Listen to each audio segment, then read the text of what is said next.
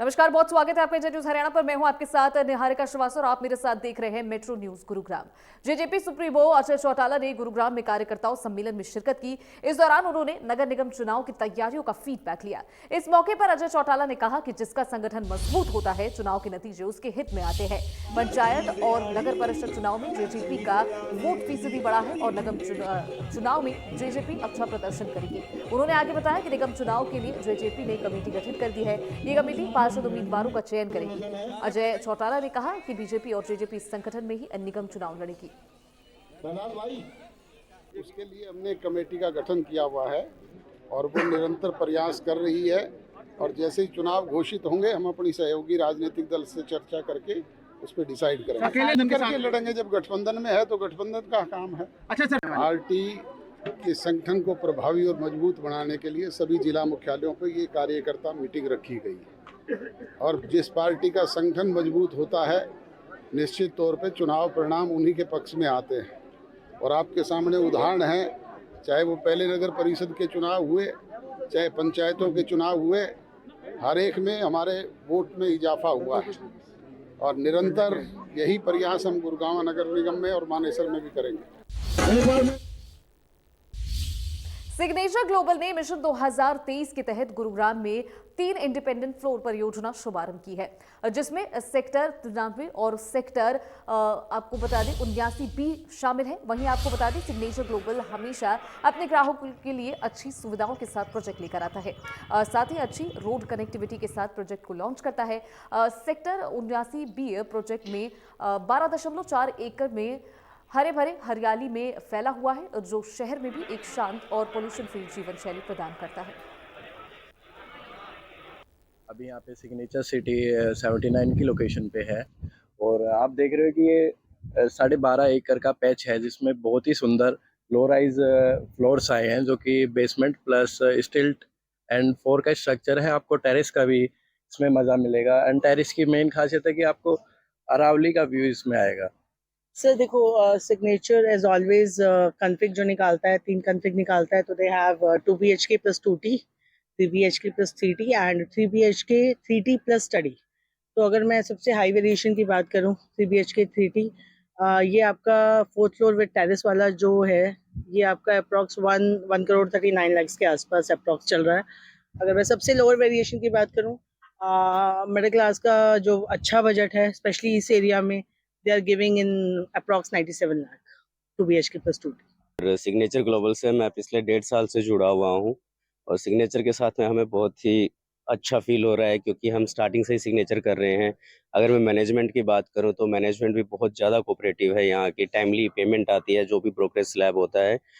कहना चाहूँगा कि सबसे हॉटेस्ट लोकेशन पे ये प्रोजेक्ट लॉन्च हुआ है, Signature Global City sector 93, surrounded by gated communities जो ऑलरेडी सालों से यहाँ पर लोग रह रहे हैं। More than 10,000 families are already residing. Signature Global के साथ लास्ट 5 ईयर से जुड़े हुए हैं साथ में। अभी जो हम खड़े हैं, जो सिग्नेचर ने नया प्रोजेक्ट लॉन्च किया है, Signature Global City sector 93 Gurgaon.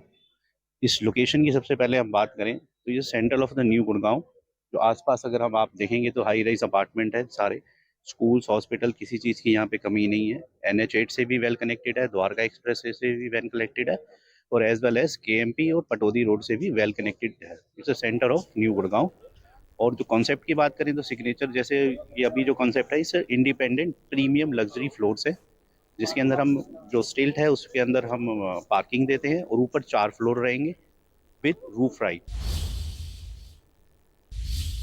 Gurugram में बिल्डर्स की वजह से लोगों को भारी दिक्कतों का सामना करना पड़ रहा।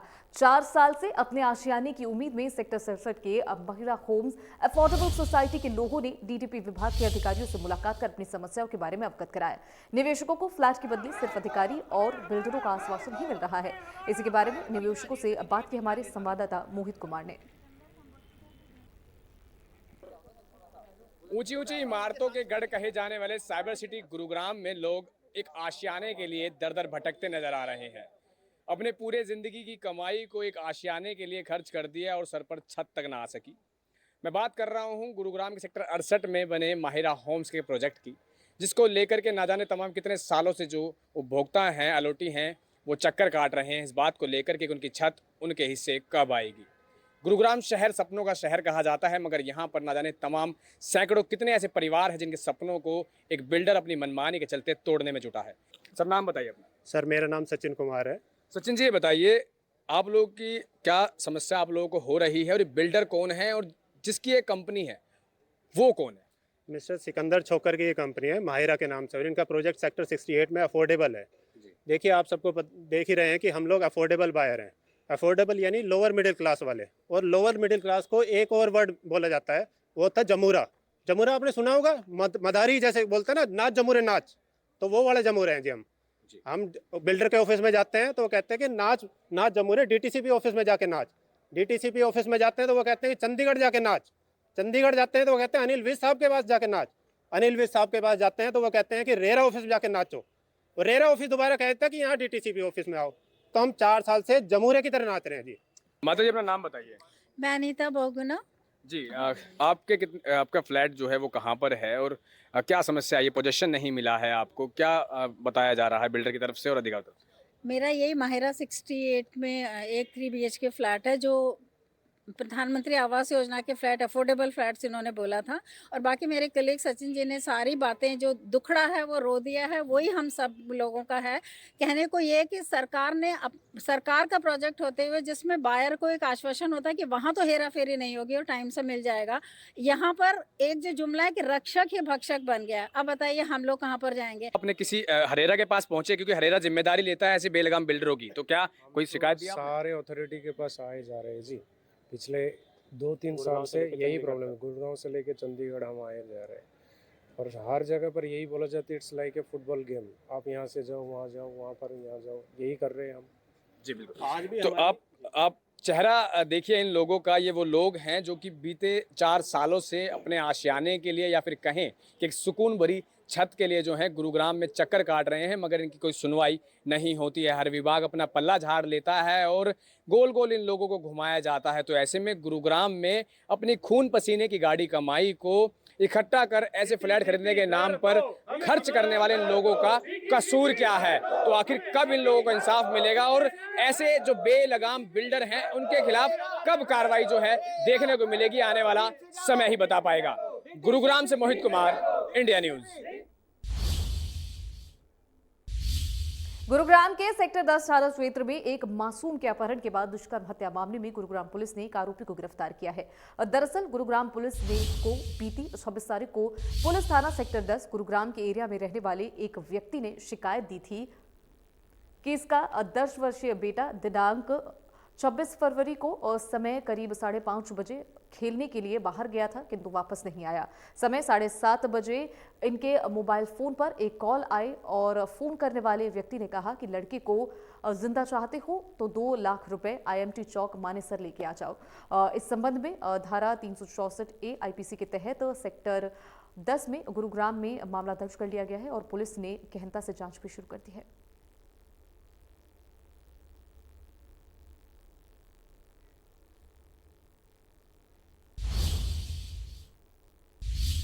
गुरुग्राम के सरस्वती विहार में गोली मारकर हत्या करने वाले आरोपियों को क्राइम यूनिट ने गिरफ्तार कर लिया है। बताया जा रहा है कि आरोपियों का कनेक्शन लॉरेंस बिश्नोई गैंग से है और पुलिस के मुताबिक 22 फरवरी को आरोपियों ने सरस्वती विहार में राहुल सोलंकी नाम के युवक की गोली मारकर हत्या कर दी। हत्या के बाद आरोपियों ने सोशल मीडिया पर गवाही देने वाले जान से मारने की धमकी दी है। साथ ही गैंगस्टर कौशल चौधरी को भी देख लेने की धमकी दी और गाली गलौज भी हुई है।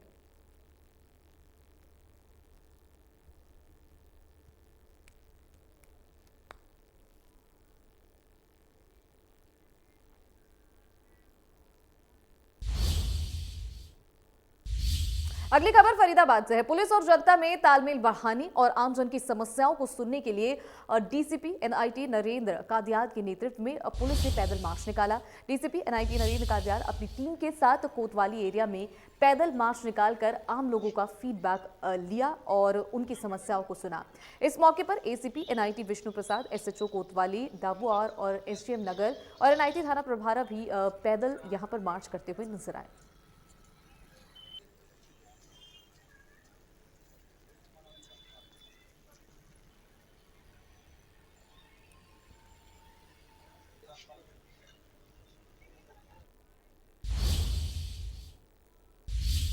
फरीदाबाद में बीपीटीपी से सेक्टर 75 की तरफ जाने वाली रोड खस्ता हाल है।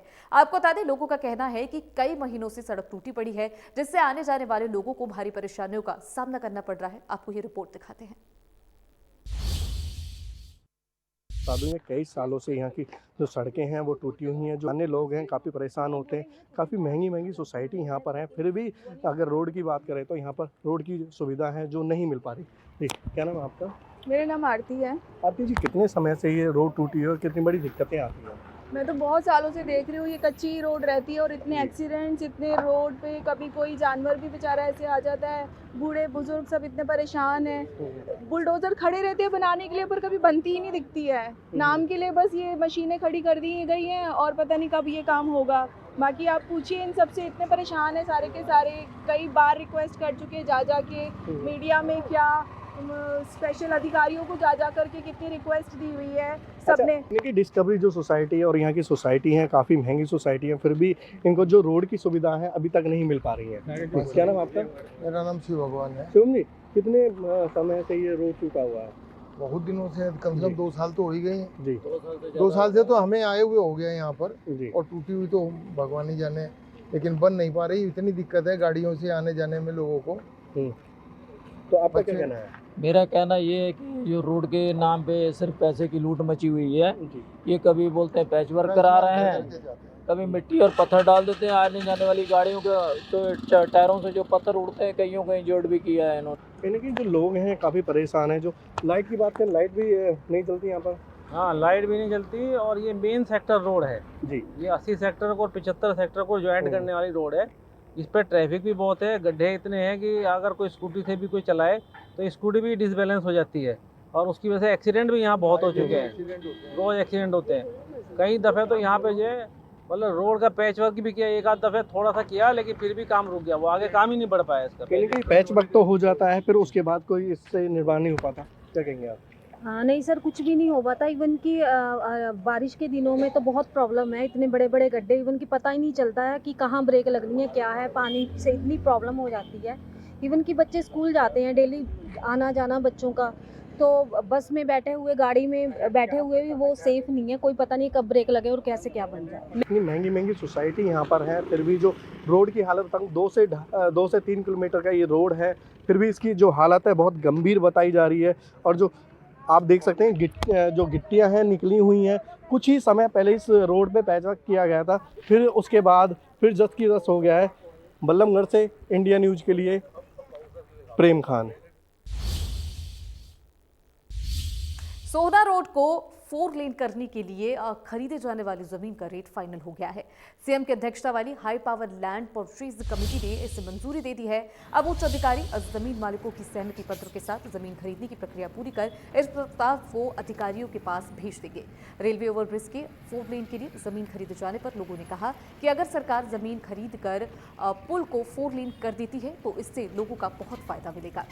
वहीं सुबह शाम कंपनियों में ड्यूटी करने जाने वाले लोगों को फ्लाईओवर पर जाम होने की वजह से कई घंटों तक जाम में फंसे रहना पड़ जाता है। और जब पुल 4 लाइन बन जाएगा तो लोगों की काफ़ी परेशानियां कम हो जाएंगी।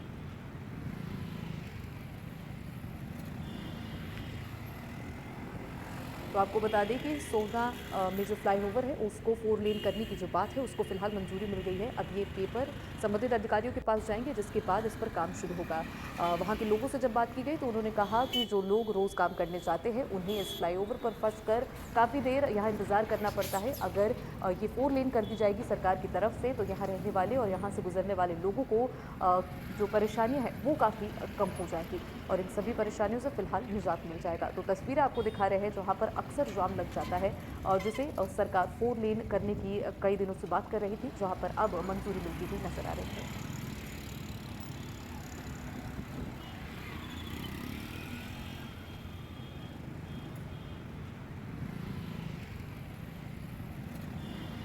तो high power land purchase committee ने इसको मंजूरी दे दी है। फ्लाईओवर बनने से जाम से लोगों को निजात मिलेगा। आपको बता दें कि इस रोड से कई चीज़ें कनेक्ट होती है, जिसकी वजह से यहाँ पर अक्सर जाम लग जाता है। सोहना रोड को 4 लेन करने को अब फिलहाल मंजूरी मिल गई है और सरकार आगे इस पेपर को बढ़ाएगी, जिसके बाद संबंधित अधिकारी इस पर काम करना शुरू करेंगे।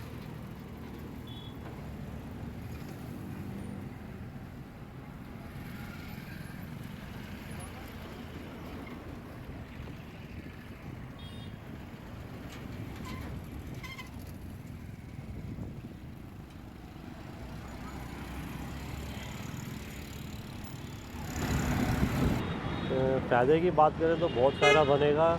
एक तो सबसे बड़ी बात कि हमारी आसपास जो भी सोना पुल के आसपास जो मार्केटें हैं वहाँ पे जाम बहुत होना रहता है, क्योंकि वो सिंगल रोड है। उसमें जाम होने के कारण ये लगा लो कि आप बल्लभगढ़ के अंदर भी एंट्री कर रहे हैं, बस अड्डा मार्केट के अंदर भी जा रहे हैं, तो वहीं से जाम लगना शुरू हो जाता है, एक सुबह के टाइम पे और एक शाम के टाइम पे।